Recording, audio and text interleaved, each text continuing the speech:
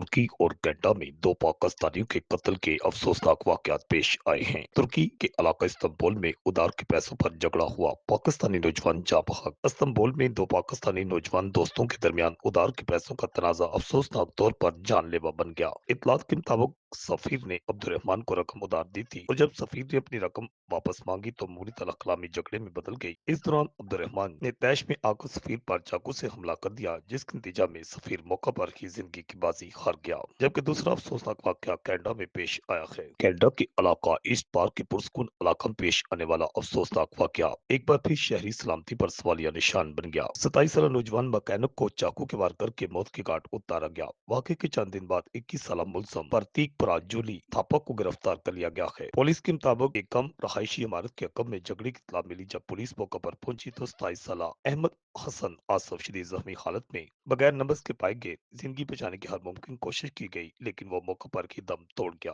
Police के मुताबिक अहमद हसन आसफ एक मेहनती नौजवान था, जिन्हें उनके अहले खाना और बाजू की जानिब से बेहद मोहब्बत थी। वो टोरंटो में मुश्किल रहाइश नहीं रखते थे, मगर ग्रेटर टोरंटो एरिया से तरह उनकी मौजूदगी यहाँ पर क्यों थी, ये ताहाल वाज़ेह नहीं हो सका है। पुलिस ने मुलजिम से तफ्तीश का आगाज कर दिया। रिपोर्ट आकाश न्याजी, गुजरात।